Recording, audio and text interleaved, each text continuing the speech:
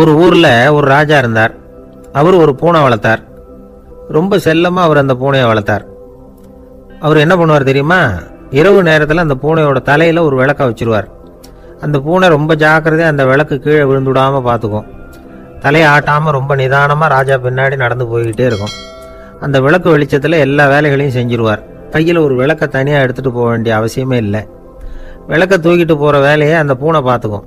அதனால ராஜாவுக்கு அந்த பூனை மேல ரொம்ப பிரியம். மந்திரிகளையெல்லாம் கூப்பிட்டு அவங்க கிட்ட சொல்லுவார், பாத்தீங்களா இந்த பூனை எவ்வளவு விசுவாசமா நடக்குது, என் பேர்ல எவ்வளவு மரியாதை பாத்தீங்களா அதுக்கு அப்படிம்பார். இதை கேட்டுட்டு அங்கிருந்த அமைச்சர்கள் ஒருத்தர் சொன்னார், மன்னா நீங்க சொல்றது சரிதான், இருந்தாலும் இந்த பூனையோட விசுவாசத்தை நாம கொஞ்சம் சோதிச்சு பார்க்க வேண்டியிருக்கு அப்படின்னாராம். சரி, உங்க ஆசையை ஏன் கெடுக்கணும், நல்லா சோதிச்சு பாருங்க அப்படின்னு சொல்லிவிட்டார் ராஜா. உடனே அந்த அமைச்சர் என்ன பண்ணார் தெரியுமா? எங்கேயோ புறப்பட்டு போனார். ஒரு 5-6 எலிகளை பிடிச்சிக்கிட்டு வந்தார். அரண்மனையில் ராஜா ஏதோ வேலை பார்த்துக்கிட்டு இருக்கிறாரு. பக்கத்தில் அந்த பூனை ரொம்ப பணிவாக நின்றுக்கிட்டு இருக்குது. அது தலையில் விளக்கு எரிஞ்சிக்கிட்டு இருக்கு. அமைச்சர் தான் பிடிச்சிக்கிட்டு வந்த எலிகளை அந்த பூனை பார்வையில் படுறது மாதிரி எதிரில் விட்டார். அந்த எலிகள்லாம் அங்கேயும் இங்கேயும் ஓட ஆரம்பிச்சுது. அதை பார்த்தது பூனை, அவ்வளவுதான். தலையில் இருக்கிற விளக்கை பற்றியும் கவலைப்படல, ராஜாவை பற்றியும் கவலைப்படல. ஒரே பாய்ச்சலாக பாஞ்சு எலிகளை துரத்த ஆரம்பிச்சுட்டுது. தலையில் இருந்த விளக்கு எங்கேயோ போய் விழுந்தது, அணைஞ்சு போச்சு. இருட்டில் ராஜா தடுமாற ஆரம்பிச்சுட்டார். இந்த சமயத்தில் அந்த அமைச்சர் மறுபடியும் விளக்கை ஏற்றினார். வெளிச்சம் வந்தது. அதுக்கப்புறம் அந்த அமைச்சர் பேசினார், அரசே, பூனையோட விசுவாசத்தை பார்த்தீங்களா? எலி அது கண்ணில் படுற வரைக்கும் தான் விசுவாசமாக இருந்தது. அது மாதிரி எலியை பார்த்ததும் எல்லாத்தையும் விட்டுட்டு அதை துரத்த ஆரம்பிச்சுட்டு பார்த்தீங்களா? தான் அந்த பூனையை பற்றி நினைச்சது தப்புங்கிறது அதுக்கப்புறம் தான் அந்த ராஜாவுக்கு புரிஞ்சுதான். சரி, இப்போ எதுக்கு இந்த கதையெல்லாம் அப்படிங்கிறீங்களா? இந்த பூனை மாதிரி தான் நம்ம மனசும். மனசை எவ்வளவுதான் பயிற்சி கொடுத்து பக்குவமாக வச்சிருந்தாலும் பார்க்கறதுக்கு பரமசாது மாதிரி தான் இருக்கும். பார்க்க வேண்டியதை பார்த்துட்டுதுன்னா பாஞ்சிரும். இந்த பூனை மாதிரி புலன் இன்ப பொருள்கள் கிட்டாத வரைக்கும் மனம் அடங்கி இருக்கிறது மாதிரி தான் தெரியும். கொஞ்சம் வாய்ப்பு கிடைச்சாலும் அது குதிக்க ஆரம்பிச்சிரும், தப்பு பண்ண ஆரம்பிச்சிரும். பெரிய பெரிய முனிவர்கள் வாழ்க்கையில் நடந்த வீழ்ச்சி இதை தான் நிரூபிக்குது. புலன்களின் ஆற்றல் அதிகம். அதனால மனக்கட்டுப்பாடு பயிற்சிகளில் ரொம்ப எச்சரிக்கையா இருக்கணுங்கிறார் சுவாமி சிவானந்தர். மது பழக்கத்தையே விட்டுட்டேன்னு உறுதியா இருப்பான். கடை கண்ணில் பட்டுட்டுதுன்னா கால் அவனை கேட்காமலே இழுத்துக்கிட்டு உள்ள போயிடும். இதுதான் மனசுங்கிறது. அதுதான் அந்த ராஜா வளர்த்த பூனை. நம்மால் ஒருத்தன் அந்த ராஜா பூனை தலையில விளக்க வச்சது மாதிரி இவன் தன்னுடைய தலையிலேயே ஒரு விளக்க ஏற்றி வச்சுக்கிட்டு என்னத்தையும் தேட ஆரம்பிச்சான். தேடிட்டு இருக்கிறான். தலையை ஆட்டாம நிதானமா நடந்து ரொம்ப நேரமா தேடிட்டு இருக்கிறான். அந்த சமயம் அங்க ஒருத்தர் என்னத்தை தேடுறீங்கன்னு கேட்டார். அதுதான் மறந்து போச்சு அப்படின்னு இழுத்தான். சரி, கொஞ்சம் இப்படி உட்காருங்க, ஞாபகம் வந்ததும் தேட ஆரம்பிக்கலாம் அப்படின்னாரு அவரு.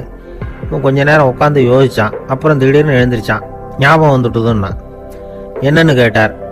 எங்க வீட்டுல இருந்த விளக்க எங்க வச்சேன்னு தெரியல, அதுதான் தேடிட்டு இருக்கிறேன், ஏத்தி வைக்கலாம்னு பாக்குறேன் அப்படின்னா.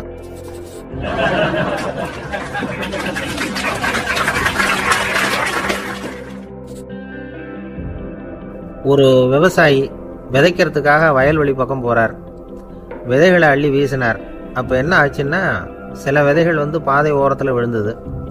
சில விதைகள் முள் செடிகள் மண்டி இருந்த புதருக்கு இடையில விழுந்தது. சில விதைகள் நல்ல நிலத்துல விழுந்தது. பாதை ஓரத்துல விழுந்த விதை என்ன ஆச்சுன்னா, அதெல்லாம் பறவைகள் கண்ணில் போட்டுட்டுது. உடனே உட்காந்து கொத்தி தின்னுட்டு போட்டுது. அதிகமா மண் இல்லாத பாறை பகுதியில் விழுந்த விதையெல்லாம் லேசா வேர் விட்டு முளைக்க ஆரம்பிச்சுது. அதுக்கப்புறம் வேறு கீழேயும் ஆழமாக போக முடியல. மேலேயும் சூரிய வெப்பம் அதிகம், தாங்க முடியல. எல்லாம் காஞ்சி கருகி போட்டுது. புதர் பகுதியில் சில விதைகள் விழுந்தது இல்லையா, முள் செடிகள் காடாக மண்டி போயிருந்தது. அதனால முளைச்சி வர்ற செடிக்கு நெருக்கடி அதிகமாக போட்டுது. சரியாக வளர முடியல, விளைச்சலும் சரியா இல்லை. நல்ல நிலத்தில் விழுந்த விதைகள் மட்டும் நல்லா முளைச்சிது, நல்லா வளர்ந்தது, விளைச்சலும் பிரமாதமாக இருந்தது. இந்த கதையை சொல்லிவிட்டு கேட்க செவியுள்ளோர் கேட்கட்டும் அப்படிங்கிறார் இயேசு பெருமான். ஆமாம், இயேசு கடலில் நின்ற படகு ஒன்றில் உட்காந்துருக்கிறார். கடற்கரையில் ஏராளமான மக்கள் உட்காந்துருக்கிறாங்க. அந்த சமயத்தில் தான் இயேசு ஓமைகள் மூலமாக மக்களுக்கு பல உண்மைகளை சொல்லிட்டு இருக்கிறார். மக்கள் அந்த கதையை கேட்டுட்டு ஒன்றும் புரியாமல் முழிக்கிறாங்க. அதை கவனித்த இயேசு அந்த ஓமையை விளக்க ஆரம்பித்தார். இதில் அந்த விதைக்கிறவர் தான் இறைவன். அவருடைய வார்த்தைகளை விதைக்கிறார். அந்த வார்த்தைகளை கேட்கிற மக்கள் அந்த விழுந்த விதைகள் மாதிரி 4 வகையானவர்கள். சில பேர் பாதை ஓரத்தில் விழுந்த விதைகள் மாதிரி இறைவன் வார்த்தைகளை அவங்க கேட்குறாங்க. ஆனால் தீய எண்ணங்கள் செய்கைகள் மூலமாக விதைக்கப்பட்ட வார்த்தைகள் அழிஞ்சு போடுது. இறைவன் வார்த்தைகளை கேட்ட உடனே மகிழ்ந்து போய் உடனே சில பேர் அதை ஏற்றுக்கிறாங்க. இவங்கெல்லாம் அந்த பாறை பகுதியில் விழுந்த விதைகள் மாதிரி. அதனால் இவங்கெல்லாம் வேறு இல்லாதவங்க. கொஞ்ச காலத்துக்கு இறை வார்த்தைகளுக்கு கீழ்ப்படிந்து நடப்பாங்க. அதனால் ஏதாவது இடைஞ்சல் ஏற்பட்டால் உடனே தடுமாறுவாங்க. தங்கள்கிட்ட இருக்கிற நல்ல பண்புகளை விட்டுட்டு பாவ வழிகளுக்கு போயிடுவாங்க. முள் செடிகளுக்கு இடையில விழுந்த விதைகள் மாதிரி உள்ளவங்க யாருன்னா, இவங்களுக்கு உலக கவலை உண்டு, செல்வத்தின் மீது மயக்கம் உடையவர்கள். உலக ஆசைகள் இவங்களுக்குள்ள பூந்துடுறதுனால அங்கே இருக்கிற நல்ல பண்புகள் மறைஞ்சு போயிடுது. அதனால் அவங்களும் உபயோகம் இல்லாதவங்களாக ஆயிடுறாங்க. நல்ல மனிதர்கள் நல்ல நிலத்தில் விழுந்த விதைகளுக்கு ஒப்பானவர்கள். இவங்க இறை வார்த்தையை கேட்குறாங்க, அதை ஏற்றுக்கிறாங்க, அவங்களும் நல்லபடியாக வாழுறாங்க, அடுத்தவங்களுக்கும் உபயோகமாக இருப்பாங்க. இதுதான் இயேசு சொன்ன விளக்கம். நல்ல வார்த்தைகளை கேளுங்கள், நல்ல வார்த்தைகளை ஏற்றுக்கொள்ளுங்கள், அடுத்தவங்களுக்கு உபயோகமாக இருங்க. இதுதான் பெரியவங்கள்லாம் நமக்கு சொல்லுகிற உபதேசம். ஒரு அப்பா தன்னுடைய மகனுக்கு உபதேசம் பண்ணார். இதை பாருப்பா, நல்ல வார்த்தைகளை கேட்கணும், எப்போதுமே மகன் அப்பா பேச்சை கேட்கறது நல்லது அப்படின்னாராம். நீ ஏதாவது ஒரு தப்பு பண்ணால் என் தலையில் ஒரு முடி நரைச்சி வெள்ளையாக போடும்பா, நீ செய்கிற ஒவ்வொரு தப்புக்கும் என் தலையில் ஒவ்வொரு முடி வெள்ளையாயிடும் அப்படின்னாராம். பையன் யோசிச்சான், அப்பா இப்போதான் எனக்கு புரியுது, தாத்தாவோட தலைமுடி பூராவும் வெள்ளையாக இருக்கிறதுக்கு என்ன காரணம்ங்கிறது எனக்கு இப்போ தான் புரியுது அப்படின்னானா. ஒரு கடைக்கு போனேன், 5 ரூபா பணத்தை எடுத்து கொடுத்தேன். ஒரு தினசரி பத்திரிகையை கேட்டேன். அவர் உடனே அங்கே அடுக்கி வச்சிருந்த பத்திரிகையில் ஒன்று எடுத்து என் கையில் கொடுத்தார். வாங்கிக்கிட்டேன். மீதி பணத்தை எடுத்தார். அதையும் என் கையில் கொடுக்கணும்ல, கொடுக்கல. எதிரில் இருந்த பலகையில் வச்சு எடுத்துக்க சொன்னார். எப்பவும் அவர் அப்படி தான் பண்ணுவார். நானும் எடுத்துக்கிட்டு வந்துடுவேன். இவர் ஏன் இப்படி பண்ணுறாருங்கிறது எனக்கு ரொம்ப நாளாக ஒரு சந்தேகம்.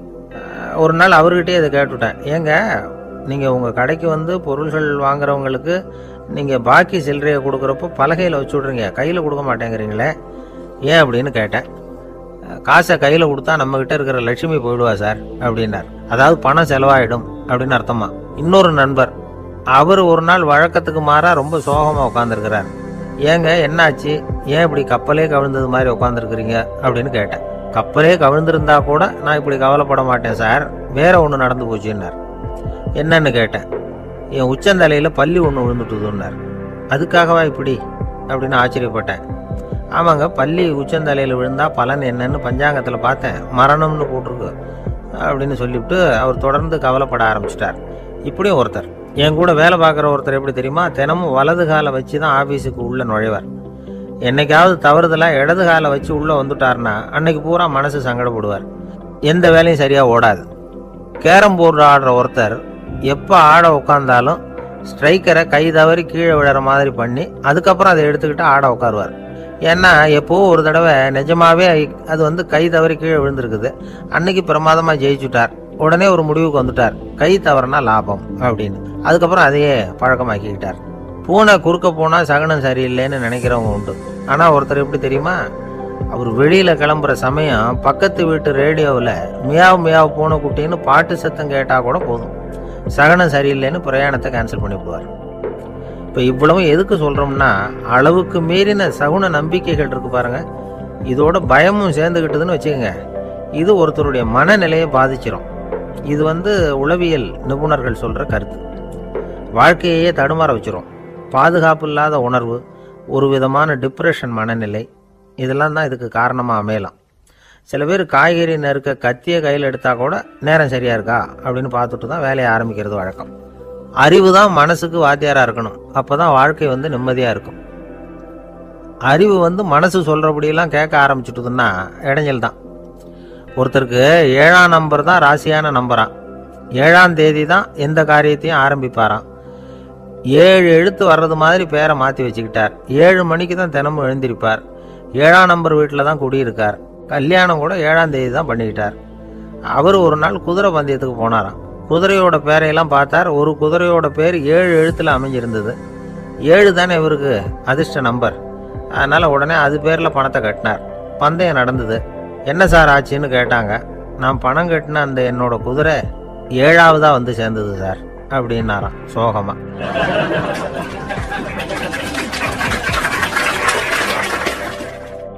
ஜவஹர்லால் நேரு பிரதமராக இருந்த சமயம் அவர் ஒரு தடவை சென்னைக்கு வந்திருக்கிறார். இங்கே சில முக்கிய நிகழ்ச்சிகளில் கலந்துக்கிறதுக்காக வந்திருந்தார். ஆளுநர் மாளிகையில் ஒரு நாள் ராத்திரி தங்கி மறுநாள் புதுடெல்லி புறப்படுறதாக ஏற்பாடு. நிகழ்ச்சியில எல்லாம் முடிச்சுக்கிட்டு ஆளுநர் மாளிகையில் தங்கி இருக்கிறார். அன்றைக்கு இரவு படிக்கிறதுக்கு ஒரு முக்கியமான புத்தகம் அவருக்கு தேவைப்பட்டது. அந்த சமயத்தில் உலக அளவில் ஒரு முக்கியமான பொருளாதாரம் சம்பந்தமான ஒரு புத்தகம் வெளியாகி இருக்கிற விஷயம் அவருக்கு தெரியும். அந்த புத்தகம் மெட்ராஸுக்கு வந்திருக்குமா, அது இங்கே கிடைக்குமா அப்படின்னு விசாரிச்சிருக்கிறார் நேருஜி. அவர் இப்படி கேட்ட உடனே அங்கே இருந்தவங்கெல்லாம் ரொம்ப பரபரப்பாக செயல்பட ஆரம்பிச்சுட்டாங்க. முக்கியமான இடங்கள்ல எல்லாம் விசாரிச்சிருக்கிறாங்க அந்த புத்தகம் உங்ககிட்ட இருக்கான்னு. சென்னையில் உள்ள கன்னிமாரா நூல் நிலையத்துக்கு எப்படியும் அந்த புத்தகம் வந்திருக்கணும் அப்படின்னு ஒரு நம்பிக்கை. அங்கே விசாரித்தாங்க. அந்த புத்தகம் 2 நாளைக்கு முன்னாடி தான் அங்கே வந்திருக்குது அப்படிங்கிற விஷயம் தெரிஞ்சுது. உடனே எல்லாரும் அங்கே ஓடினாங்க. அவங்களுக்கு இன்னொரு சந்தேகம், புத்தகம் வந்திருக்கு சரி, அது இந்த சமயத்தில் வேற யாரும் படிக்கிறதுக்கு எடுத்துகிட்டு போயிருக்கக்கூடாதே அப்படிங்கிற சந்தேகம் இருந்தாலும் மனசுக்குள்ள ஒரு தைரியம். இப்படி ஒரு புத்தகம் வெளிவந்திருக்கிற விஷயமே நேருஜி சொல்லி தான் நமக்கே தெரியும். அதுவும் இல்லாமல் உலக பொருளாதாரம் சம்பந்தமான ஏதோ ஒரு புத்தகம் அது. அதை போய் இந்த நேரத்தில் அவ்வளவு ஆர்வமாக யார் எடுத்துகிட்டு போயிட போகிறாங்க அப்படிங்கிற தைரியம். இந்த தைரியத்தோடு அந்த நூல் நிலையத்துக்கு ஓடினாங்க. புத்தகத்தை தேடினா அது கிடைக்கல, யாரோ எடுத்துகிட்டு போயிருக்கிறாங்க. நேருவுக்கு மட்டுமே தெரிஞ்சிருந்த அந்த புத்தகம் பற்றின விஷயம் சென்னையில் வேற ஒருத்தருக்கும் தெரிஞ்சிருக்குது. உடனே எல்லாரும் பரபரப்பா அந்த அதுக்குன்னு இருக்கிற ரிஜிஸ்டர் இருக்குல்ல, பதிவேடு, அதை புரட்டி பார்க்குறாங்க யார் எடுத்துகிட்டு போகிறாங்கன்னு தெரிஞ்சுக்கிறதுக்காக. எடுத்துகிட்டு போனவங்க அதில் கையெழுத்து போட்டிருப்பாங்கல்ல, அதை பார்த்து யாருன்னு தெரிஞ்சுக்கலாம் அப்படிங்கிறதுக்காக தான் அதை புரட்டுறாங்க. அதோ அந்த புத்தகத்தோட பேர் பக்கத்தில் அதை எடுத்துக்கிட்டு போனவங்க கையெழுத்து உத்து பார்க்குறாங்க எல்லாரும். அதில் போட்டிருக்குது பேர் CN அண்ணாதுரை அப்படின்னு எழுதியிருந்தது. அவர் தான் பேரறிஞர் அண்ணா. நேரு படிக்க விரும்பின ஒரு புத்தகத்தை அதே நேரம் படிக்க விரும்பின இன்னொரு தலைவர் இவர். படிக்கிறதுல அவருக்கு இருந்த ஆர்வத்தை நாம் தெரிஞ்சுக்கணும்னா அதுக்கு எவ்வளவோ சம்பவங்கள் இருக்குது. கடைசி காலத்தில் அவர் அடையாறு மருத்துவமனையில் படுத்திருக்கிறார். அவருக்கு ஒரு முக்கியமான அறுவை சிகிச்சை செய்ய வேண்டியிருக்குது அவசரமாக. அமெரிக்காவிலேருந்து டாக்டர் மில்லர் வந்திருக்கிறார். அவர்கிட்ட கேட்குறார், டாக்டர் நாளைக்கே அறுவை சிகிச்சை செய்ய போகிறீங்களா அப்படின்னு. ஆமாங்கிறார் டாக்டர் மில்லர். நாளைக்கு மறுநாள் செஞ்சுக்கிறேனே அப்படின்னாரான் அண்ணா. ஏன் ஏதாவது நாள் பார்க்குறீங்களான்னு கேட்டிருக்கார். இல்லை, ஒரு புத்தகத்தை படிச்சுக்கிட்டு இருக்கிறேன், அதை நாளைக்குள்ளே முடிச்சிருவேன், அதுக்கப்புறம் நான் இறந்தாலும் கவலை இல்லை அப்படின்னாரான் இவர். அவர் தான் அறிஞர் அண்ணா. சங்ககால நூல்கள்லேருந்து சமீபத்தில் வந்த நூல்கள் வரைக்கும் எல்லாம் அவர் படிச்சிருக்கிறார். ஒரு திருமண விழாவில் அவர் பேசும்பொழுது சொன்ன விஷயம் இது. சங்க காலத்தில் காதலியை மணக்க விரும்புகிறவனுக்கு அவனுடைய தந்தை வீர சோதனைகள்லாம் வைப்பார்.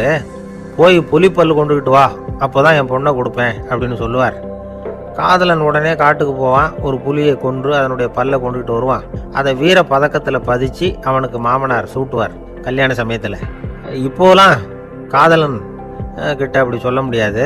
இப்போலாம் காதலன் கிட்ட காட்டுக்கு போய் புலிப்பல் கொண்டுகிட்டு வான்னு யாராவது சொன்னால் புலி தான் மாப்பிள்ளையாக வந்து சேரும் அப்படின்னார். எனக்கு இது மட்டும்தான் சார் தெரியும், இதை தவிர வேற எதுவும் தெரியாது அப்படின்னு சொல்லிக்கிட்டே காலம் தள்ளுறவங்க ரொம்ப பேர். அவங்கெல்லாம் கஷ்டப்பட வேண்டியிருக்கும். ஒருத்தர் தன்னுடைய தொழிலில் ரொம்ப கெட்டிக்காரராக இருக்கலாம், அதுக்காக எப்பவும் அதே ஞாபகத்தில் இருந்துக்கிட்டு உலகியல் அறிவு இல்லாமல் இருந்துடக்கூடாது, அது ஆபத்து. இதுக்காக நம்ம தாத்தா பாட்டிலாம் ஒரு கதை சொல்லுவாங்களே, கேள்விப்பட்டிருக்கீங்களா? ஒரு சமயம் ஒரு 4 பேர் சேர்ந்து வெளியூருக்கு பிரயாணம் போனாங்களாம். அந்த 4 பேர் எப்படி தெரியுமா? ஒருத்தர் வேதாந்தி, இன்னொருத்தர் சங்கீத வித்வான், 3வது ஆள் வைத்தியர், 4வது ஆள் ஜோசியர். இவங்க 4 பேரும் நண்பர்கள். அதனால சேர்ந்து புறப்பட்டாங்க. வழியில் ஒரு ஊரில் தங்கினாங்க. இருட்டி போச்சு. அதனால் இன்றைக்கி ராத்திரி இங்கேயே தங்கி இருந்துட்டு நாளைக்கு புறப்படலாம் அப்படின்னு தீர்மானம் பண்ணாங்க. சாப்பாட்டுக்கு என்ன பண்ணுறது? அங்கேயே கடத்தெருவுக்கு போய் சாமான்லாம் வாங்கியாந்து சமைச்சு சாப்பிட்லாம்னு முடிவு பண்ணாங்க. 4 பேர் இருக்கிறதுனால ஆளுக்கு ஒரு காரியமாக செய்யலாம் அப்படின்னு வேலையை பிரிச்சுக்கிட்டாங்க. வைத்தியர் கரிகாய் வாங்க போனார், வேதாந்தி எண்ணெய் வாங்க போனார், ஜோசியர் பலசரக்கு வாங்க போனார், சங்கீத வித்வானுக்கு சமைக்கிற வேலை. எல்லாம் சரி, ஆனால் நடந்தது என்ன தெரியுமா? கடைத்தெருவுக்கு காய்கறி வாங்க போனார்ல வைத்தியர், அங்கே போய் மார்க்கெட்டில் பார்த்தார். ஒவ்வொரு கறிகாயாக எடுத்து பார்த்தார். இது பித்தம், உடம்புக்கு ஒத்துக்காது, இது வாயு, உடம்புக்கு ஒத்துக்காது அப்படின்னு ஒவ்வொன்றா தள்ளினார். கடைசியில் ஒன்றுமே தேரல, வெறுங்கையோடு திரும்பி வந்துகிட்டு இருக்கிறார். எண்ணெய் வாங்க போனார் வேதாந்தி, அவர் ஒரு தொன்னையில் எண்ணெயை வாங்கினார். பேசாமல் அதை எடுத்துகிட்டு வர வேண்டியது தானே, முடியல. அவருடைய வேதாந்த மூளை சிந்திக்க ஆரம்பிச்சுட்டுது. இந்த தொன்னைக்கு எண்ணெய் ஆதாரமா அல்லது எண்ணெய்க்கு தொன்னை ஆதாரமா அப்படிங்கிற ஆராய்ச்சியில் இறங்கினார். என்னாச்சு தெரியுமா? அப்படி கவுத்து பார்த்தார். வாங்கின எண்ணெய் பூராவையும் வழியில் கொட்டிவிட்டு வெறும் தொண்டையோடு வந்து சேர்ந்தார். பலசரக்கு வாங்க போனார் ஜோசியர். அவர் ஒரு வழியில் பார்த்தாரு. வழியில் வந்தவங்களெல்லாம் அங்கங்கே ஒரு மரத்தடியில் உட்கார வச்சு அவங்களுக்கெல்லாம் ஆர்வம் சொல்ல ஆரம்பிச்சிட்டார். அப்படி ஒவ்வொருத்தராக சொல்லி முடிச்சுட்டு கடத்தருக்கு போய் சேர்ந்தார். இவர் அங்கே போய் சேர்றதுக்குள்ளே ரொம்ப நேரம் ஆகிட்டுது. கடையெல்லாம் பூட்டிவிட்டு போயிட்டாங்க. என்ன செய்கிறது? அவரும் வெறுங்கையோடு திரும்பி வந்து சேர்ந்தார். சரி, இவங்க கதை தான் இப்படி ஆச்சு. அங்கே சமைக்கிறதுக்காக உட்காந்துருந்தார் சங்கீத வித்வான். அவர் கதை என்னாச்சு தெரியுமா? அங்கே அவர் அடுப்பை பற்ற வச்சு ஒலையை கொதிக்க வச்சார். அதாவது ஒரு பானையில் தண்ணியை ஊற்றி அடுப்பில் வச்சார். அது கொதிக்க ஆரம்பிச்சிது. தண்ணி கொதிக்கிற சத்தம் இருக்குதுல்ல, அது இவருக்கு தாளம் போடுறது மாதிரி இருந்தது.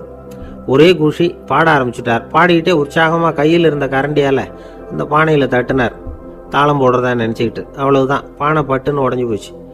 தலையில் கையை வச்சுக்கிட்டு அவரும் உட்காந்துட்டார். எந்த தொழில் தெரிஞ்சாலும் சரி, அதை புத்திசாலித்தனமாக பயன்படுத்த தெரியலன்னா ஆபத்து தான். அதுக்காக தான் இந்த கதை. ஒரு பஸ்ஸு டிரைவர் ரொம்ப கெட்டிக்காரரு.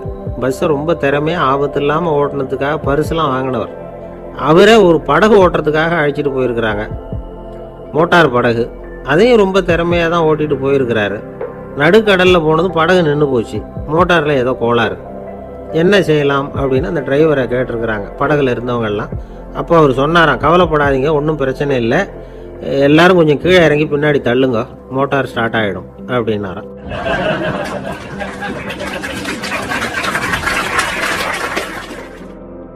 இமயமலை அடிவாரத்தில் ஒரு மடம். அங்கே ஒரு சன்னியாசி இருந்தார். அவர்கிட்ட ஒருத்தர் வந்தார். சுவாமி, ஆசையை உதற நினைக்கிறேன், முடியல, ஒட்டிக்கிட்டே வருது அப்படின்னாராம். இப்படி உட்கார, ஒரு கதை சொல்கிறேன் அப்படின்னு சொல்லி அவர் சொல்ல ஆரம்பித்தாராம். அவர் சொன்ன கதை என்னென்னா, ஒரு ஊரில் ஒரு ஆள் இருந்தான். அவன் பேர் குப்புசாமி. அவன்கிட்ட எப்பவும் ஒரு பழைய தொப்பி இருக்கும், விடவே மாட்டான். அதனால் அவனை எல்லாரும் தொப்பி சாமி அப்படின்னு தான் கூப்பிடுறது வழக்கம். ஒரு புது தொப்பி வாங்கிக்கப்படாதாப்பா அப்படின்னு நண்பர்கள்லாம் சொல்லி பார்த்தாங்க. பணத்துக்கு எங்கே போவேன் அப்படின்னு விட்டானா. பணம் வச்சுருக்கான், செலவு பண்ண மனசு வரல, மகா கஞ்சன். பழைய பாட்டில்கள்லாம் வாங்கி விற்றுக்கிட்டு இருந்தான். அப்படி ஒரு தடவை பழைய கண்ணாடி சாமான்களை ஏலத்தில் எடுத்தப்போ அதில் ஒரு அருமையான சென்ட்டு பாட்டில் கிடச்சிது. உடனே ஒரு ஐடியா பண்ணான். அந்த சென்ட்டை சின்ன சின்ன பாட்டில்களில் அடைச்சி ஜன்னல் ஓரமாக அடுக்கி வச்சுட்டான். அதை விற்றா நிறைய பணம் கிடைக்குமே, அதனால். இதுக்கு இடையில் ஒரு நாள் அவன் அப்படியே உட்காந்துருந்தான். அந்த நேரம் நண்பன் வந்தான். ஏண்டா, உன் பழைய தொப்பியை மாற்றப்படாதா, ஊரில் எல்லாரும் கேலி பேசுகிறாங்களே ஒன்று தொப்பி சாமின்னு அப்படின்னு சொல்லி கேட்டிருக்கான். இந்த சென்ட்டு பாட்டில் விற்றதும் பணம் வரும், அதுக்கப்புறம் பார்க்கலாம் அப்படின்னு நானா இவன். சரி வா, நீச்சல் குளத்துக்கு போயிட்டு வருவோம் அப்படின்னு கூப்பிட்ருக்கான் நண்பன். 2 பேரும் போனாங்க. அதே நேரம் அந்த ஊர் நீதிபதியும் அங்கே குளிக்க வந்தாராம். அவர்கிட்ட இருந்தது விலை வசந்த ஒரு புது தொப்பி. அதை அங்கே இருந்த ஸ்டாண்டில் மாட்டிவிட்டு குளிக்க போனார். இதுக்கிடையில் குப்புசாமி குளிச்சுட்டு வந்தான். அவனுடைய பழைய தொப்பியை காணலை. அந்த புது தொப்பியை பார்த்தா இது நண்பனுடைய வேலை தான் அப்படிங்கிறதாக புரிஞ்சுக்கிட்டு அதை எடுத்து மாட்டிட்டு வந்துட்டான். நீதிபதி குளிச்சுட்டு வந்து பார்க்குறாரு, தொப்பியை காணும். போலீஸில் புகார் கொடுத்தார். அவங்க தேடினாங்க. ஒரு மூலையில் பழைய தொப்பி கிடச்சிது. அடடா, இது நம்ம குப்புசாமியோட தொப்பி இல்லையா அப்படின்னு நானா ஒருத்தன். உடனே அவன் வீட்டுக்கு தேடிட்டு போயிருக்காங்க. அங்கே போய் பார்த்தா புது தொப்பி அங்கே இருக்குது. உடனே அவனுக்கு 1000 ரூபாய் அபராதம் போட்டாங்களாம். அவன் பணத்தை கட்டிவிட்டு ரொம்ப எரிச்சலோடு வீட்டுக்கு வந்தான். பழைய தொப்பி கண்ணில் பட்டுது. மறுபடியும், உன்னால தானே எனக்கு 1000 ரூபா நஷ்டம் அப்படின்னு சொல்லி அதை எடுத்துக்கிட்டு அப்படி போயிருக்கான். அந்த ஊர் குளத்துல வீசி எரிஞ்சிட்டு வந்துட்டான். அது மீன் பிடிக்கிற ஒருத்தன் கையில் சிக்கிச்சு. அவன் வர்ற வழியில் அதை எடுத்து வேகமாக வீசி எறிஞ்சான். அது நேராக குப்புசாமி வீட்டு ஜன்னல் வழியாக உள்ளே இந்த சென்ட்டு பாட்டில்கள் மேலே விழுந்து எல்லாம் உடஞ்சி நொறுங்கி போச்சு. குப்புசாமி பார்த்தான். தோட்டத்தில் ஆழமாக ஒரு குழியை வெட்டினான். அந்த தொப்பியை போட்டான், மூடிவிட்டான். இதை அடுத்த வீட்டுக்காரன் பார்த்தான். ஏதோ புதையல் தான் வச்சிருக்கான் போல இருக்குன்னு நினச்சான். போலீஸில் போய் புகார் கொடுத்துட்டான். மறுபடியும் போலீஸ் குழியை தோண்டினாங்க. பழைய தொப்பி மறுபடியும் வெளியில் வந்தது. எல்லாரும் சிரிக்கிறாங்க. அன்னைக்கு ராத்திரியே அந்த தொப்பியை எடுத்துக்கிட்டு நேராக புறப்பட்டான். ஒரு கல்லில் அதை சேர்த்து கட்டி குடிநீர் தொட்டி இருக்கும்ல, அதில் போட்டுட்டு வந்துட்டான்.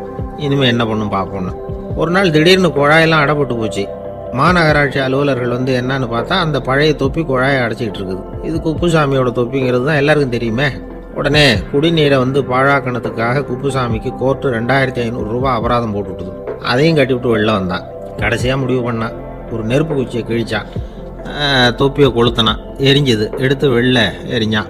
கொஞ்ச நேரத்தில் தீ அணைப்பு படம் வந்துட்டுது. ஆமாம், இவன் எடுத்து எரிஞ்சது வெளியில் விழுந்து வீட்டு கூரையே பற்றிக்கிட்டு எரிய ஆரம்பிச்சுட்டுது. அவனோட பணத்தாசையும் அதோட சேர்ந்து எரிஞ்சு போச்சான். இப்படி ஒரு கதை. இந்த கதையை சொல்லி முடித்தார் அந்த இமயமலை அடிவாரத்தில் இருந்த சன்னியாசி. இப்போ அந்த குப்புசாமி எங்கே இருக்கிறான்னு கேட்டார் எதிரில் இருந்தவர். இதோ உன் எதிரிலே இருக்கிறான், நான் தான் அந்த குப்புசாமி அப்படின்னாரான் அந்த சன்னியாசி. அந்த குப்புசாமி கிட்ட இருந்தது மாதிரி ஒரு பழைய தொப்பி நம்ம ஒவ்வொருத்தர்கிட்டையும் உண்டு. அதை எப்படி தொலைக்கிறதுன்னு தெரியாமல் தடுமாறிக்கிட்டு இருக்கிறோம். அது என்ன தொப்பிங்கிறீங்களா? அதுதான் நம்மை சூழ்ந்திருக்கிற மாயை அப்படிங்கிறார் சுவாமி சின்மயானந்தர். மெய்ஞானம் கிடைக்கிறப்போ மாயை எரிஞ்சு போகும் அப்படிங்கிறது அவருடைய கருத்து. வாழ்க்கையில் சில சந்தர்ப்பங்களில் நாம் சில அவமானங்களை சந்திச்சே தீர வேண்டியிருக்கு. என்ன பண்ணுறது, காலம் அப்படி. அவமானப்படுறவங்க உடனே அடங்கி போடுறது தான் உலக வழக்கம். அவமானப்பட்டால் உடனே சீறி எழறவங்களும் உண்டு. ஆனால் அதையே ஒரு சவாலாக எடுத்துக்கிட்டு முன்னுக்கு வர்றவங்களும் சில பேர் இருக்கிறாங்க. அவங்க ரொம்ப அபூர்வம். இன்றைக்கி மனோதத்துவ நிபுணர்கள்லாம் என்ன சொல்கிறாங்க தெரியுமா? அவமானப்பட்டுட்டா உடனே அடங்கி போயிடக்கூடாதான். அதையே ஒரு சவாலாக எடுத்துக்கிட்டு மனசில் ஒரு வைராக்கியத்தோட முயற்சி பண்ணினா வாழ்க்கையில் எல்லாரும் முன்னேறலாம். அவமானம்ங்கிறத நாம் வைராக்கியமாக மாற்றிக்கணும். அதுதான் வெற்றிக்கு வழி. ராமர் இந்த பூமியில் பிறந்ததே ஒரு வைராக்கியத்தினால தான் சார் அப்படின்னார் ஒருத்தர். எப்படிங்க அது அப்படின்னு கேட்டேன். அவர் சொன்னார், தசரதருக்கு ராமர் குழந்தையா பிறக்கணும், அப்போ தான் இங்கே இருக்கிற கஷ்டங்கள்லாம் நீங்கும் அப்படின்னு சர்வ லோகமும் எதிர்பார்த்துக்கிட்டு இருக்குது. ஆனால் அவர் எப்போ பிறப்பார் அப்படின்னு யாருக்கும் தெரியல. அந்த காரியம் சீக்கிரம் நடக்கணுமே, அதுக்கு என்ன பண்ணுறது? நாரதர் வந்தார் ஒரு நாள் தசரதரை தேடி. தசரதா, உனக்கு ஒரு செய்தி தெரியுமான்னு ஆரம்பித்தார். அவர் எப்பவும் இப்படித்தானே ஆரம்பிக்கிறது வழக்கம். என்ன விஷயம்னு கேட்டார் தசரதர். தசரதா, நீ அடிக்கடி உன்னோட தேரில் ஏறிக்கிட்டு தேவலோகத்துக்கு போகிற, அங்கே போகிற வர்ற எல்லாம் பண்ணிகிட்டு இருக்க, எல்லாம் சரி. தேவலோகத்துலேயும் உன்னை நல்லபடியாக தான் வரவேற்கிறாங்க. தேவேந்திரன் உன்னை பிரியமாக அழைச்சிட்டு போய் தன்னுடைய அரியாசனத்திலேயே தனக்கு பக்கத்திலேயே உட்கார வைக்கிறான். நீயும் சந்தோஷமாக உட்காந்து பேசிவிட்டு வந்துடுற. ஆனால் நீ இங்கே வந்ததுக்கு அப்புறம் அங்கே என்ன நடக்குது தெரியுமா உனக்கு அப்படின்னாரான் நாரதர். என்ன நடக்குது எனக்கு ஒன்றும் தெரியலையே அப்படின்னாரான் தசரதர். நாரதர்கிட்ட கிட்டத்தில் கேட்டிருக்கார், கொஞ்சம் சொல்லுங்கள் என்னது அப்படின்னு. அவர் நெருங்கி வந்தாரான் நாரதரும். மெதுவாக அவர் காதோட காதாக சொன்னாராம். அதாவது நம்ம பாஷையில் சொல்லப்போனால் பற்ற வைக்கிறார். நீ அங்கே தேவேந்திரங்கிட்ட உட்காந்து பேசிவிட்டு வந்த பிறகு நீ அங்கே உட்காந்துருந்த அரியாசனத்தை தண்ணி ஊற்றி கழுவி சுத்தப்படுத்துகிறாங்க. நீ என்ன அந்த அளவுக்கு சுத்தம் இல்லாத ஆளா, தினம் குளிக்காமையாக இருக்கிற அப்படின்னாராம். தசரதருக்கு இது ரொம்ப அவமானமாக போயிட்டுது. அப்படியே செய்கிறாங்க அப்படின்னாராம். ஆமாம், நீ வேணும்னா நான் சொல்கிறது உண்மையா இல்லையா அப்படின்னு சோதனை பண்ணி பார்த்துக்கோ அப்படின்னாரான் நாரதர். உடனே தசரதர் இதுக்காகவே புறப்பட்டு தேவலோகம் போனார். அங்கே வழக்கம் போலவே இவரை கூப்பிட்டு உட்கார வச்சு பேசிக்கிட்டு இருந்தான் தேவேந்திரன். கொஞ்ச நேரம் பேசிக்கிட்டு இருந்துட்டு சரி நான் கிளம்புறேன்னு புறப்பட்டார். சரி, அவனும் வாசல் வரைக்கும் வழி அனுப்பி வச்சுட்டு உள்ளே போயிட்டான். தசரதர் வெளியில் கொஞ்ச நேரம் மறைஞ்சி இருந்துட்டு மெதுவாக உள்ளே எட்டி பார்த்தார் என்ன நடக்குதுன்னு. நாரதர் சொன்னது உண்மைதான். தசரதர் உட்காந்துருந்த ஆசனத்தை அங்கே 2 தேவர்கள் கழுவி சுத்தப்படுத்திக்கிட்டு இருக்கிறாங்க. தசரதரால் இதை தாங்கிக்க முடியல. அவருக்கு ரொம்ப அவமானமாக போச்சு. நேராக கிடுகிடுன்னு தேவேந்திரங்கிட்டே போனார். நான் உட்காந்துருந்த இருக்கையை சுத்தம் பண்ணுறியே, நான் என்ன அந்த அளவுக்கு பாவியா அப்படின்னு கேட்டார். ரொம்ப கோபமாக கேட்டார். தசரதரே, மனுஷனுக்கு 3 கடன்கள் உண்டு. தேவ கடன், ரிஷி கடன், பித்ரு கடன். இதை தீர்க்காதவன் பாவியாகிறான். இதில் மகனை பெறுவதால் தான் பித்ரு கடன் தீரும். உனக்கு மகன் கிடையாது, அதனால நீ பாவியாகிற. பாவி உட்கார்ந்துருந்த இடம்ங்கிறதுனால அதை சுத்தம் செய்ய வேண்டியது எங்கள் கடமை அப்படின்னு நானும் தேவேந்திரன். இந்த இடத்துல தசரதருக்கு ஏற்பட்ட அவமானம் ஒரு வைராக்கியமாக மாறிச்சு. தேவேந்திரனே கேட்டுக்கோ, ஒரு மகனை பெற்ற பிறகுதான் இந்த சபையில் மறுபடியும் அடி எடுத்து வைப்பேன் அப்படின்னு சொல்லிவிட்டு போயிட்டாரான். போய் புத்திர காமேஷ்டி யாகம் பண்ணார். புத்திரர்கள் பிறந்தார்கள். இந்த கதையில் உள்ள கருத்து என்னன்னா, தேவேந்திரன் தசரதரை அப்படி அவமானப்படுத்தலைன்னா அவருக்கு இப்படி ஒரு வைராக்கியம் பிறந்திருக்குமா? யோசிச்சு பார்க்கணும். நமக்கு ஏற்படுகிற சில அவமானங்களையும் வைராக்கியமாக மாற்றிக்குவோம். அப்படி மாற்றிக்கிட்டோம்னா வாழ்க்கையில் முன்னேறலாம். நம்ம ஆளுங்க சில பேர் அவமானத்தை வைராக்கியமாக மாற்றிக்கிறது எப்படி தெரியுமா? நம்மகிட்ட ஒரு பையன் சொன்னான், எங்கள் அப்பா என்னை எல்லாருக்கும் முன்னாடி வச்சு திட்டிவிட்டார், பொறுப்பு இல்லாமல் ஊர் சுற்றுறேன்னு சொல்லி அவமானப்படுத்தி விட்டார். இனிமேல் நீ என் முகத்திலேயே முழிக்காதரா போடான்னு வேற சொல்லிவிட்டார். எனக்கு ரோஷம் வந்துட்டுது. அந்த அவமானத்தை வைராக்கியமாக மாற்றிக்கிட்டேன். அன்னையிலேருந்து அவர் முகத்திலேயே முழிக்கிறது இல்லை அப்படின்னா. அப்படியான்னு கேட்டோம். ஆமாங்க, அவர் வீட்டில் இல்லாத நேரமாக பார்த்து உள்ள சமையல் கட்டுக்கு போய் சாப்பிட்டுட்டு நைஸாக வெளியில் வந்துடுவேன் அப்படிங்கிறான் அவன்.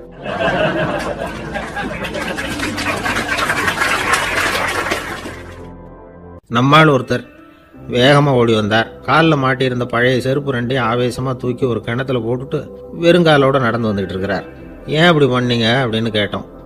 அந்த செருப்புக்கு சொந்தக்காரன் வந்து பின்னாடி வந்துகிட்டு இருக்கிறான், அதனால அப்படி பண்ணேன் அப்படிங்கிறார் இவர்.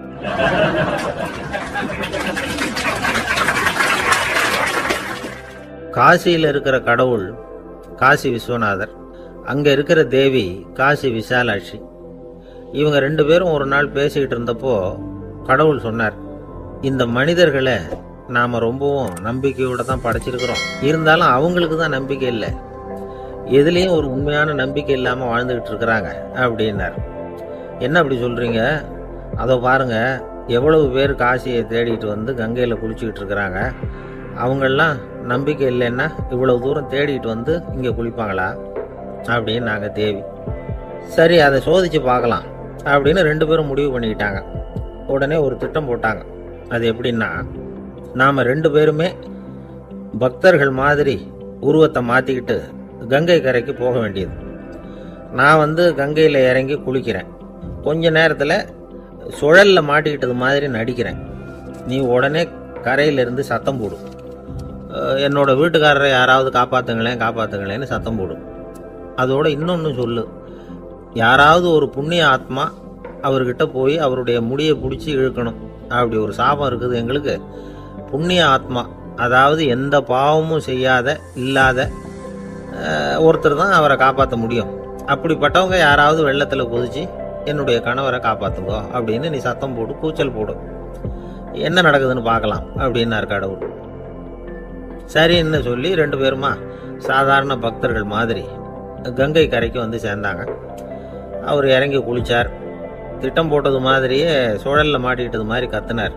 கரையில் இருந்த அந்த அம்மா, ஐயோ என் கணவரை காப்பாற்றுங்களேன், யாராவது காப்பாற்றுங்களேன்னு கத்துனாங்க. பல பேர் ஓடி வந்தாங்க. உடனே இவங்க, பாவம் இல்லாத புண்ணிய ஆத்மா ஒருத்தரால் தான் என்னுடைய கணவர் காப்பாற்றப்படணுங்கிறது விதி, அப்படி ஒரு சாபம் இருக்குது, அதனால் புண்ணிய ஆத்மா யாராவது அவர்கிட்ட போய் அவர் முடியை பிடிச்சி தூக்குனா அவரை காப்பாற்றி கொள்ளலாம் அப்படின்னாங்க.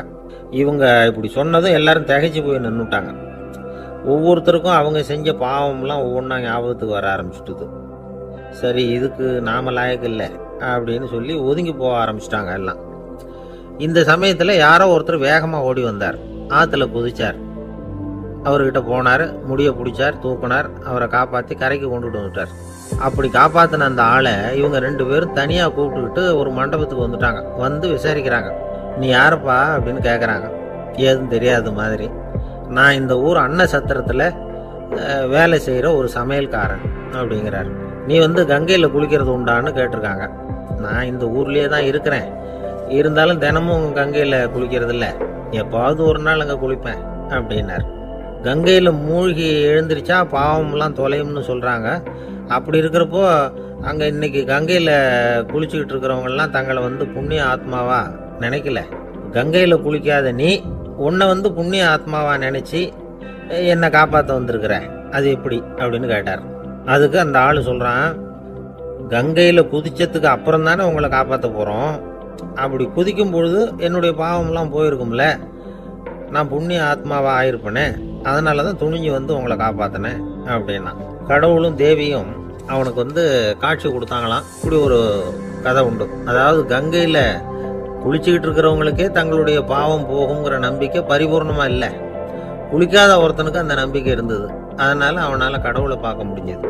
கடவுளை வந்து நாமளும் பார்க்க முடியுமா முடியாதா அப்படிங்கிற குழப்பம்லாம் நமக்கு வேண்டியதில்லை. நம்பிக்கையோடு வாழணுங்கிற உண்மையை மட்டும் இந்த கதையிலேருந்து புரிஞ்சுக்கிட்டா போதும். ஏன்னா இந்த கதையை கேட்டுட்டு ஒரு நண்பன் குதர்க்கமாக ஒரு கேள்வி கேட்டான். ஏன் சார், கங்கையில் குளித்தா பாவம் போயிடும்னு சொல்கிறீங்களே, நான் எனக்கு வேண்டாத ஒருத்தனை அழைச்சிட்டு போய் கங்கையிலேயே தள்ளி விட்டுட்டு அதுக்கப்புறம் அங்கேயே முழுக்க போட்டுட்டு நான் செஞ்ச பாவத்தை வந்து அதுலேயே கழுவி விட்டுட்டு மறுபடியும் உங்ககிட்ட வந்துடுறேன்னு வச்சுக்கோங்க, நீங்கள் என்னை வந்து புண்ணிய ஆத்மான்னு ஏற்றுக்குவீங்களா அப்படிங்கிறான். ஆள் கொஞ்சம் ஆசைந்தான், நம்மளே அங்கே அழைச்சிட்டு போனாலும் போயிடுவான்.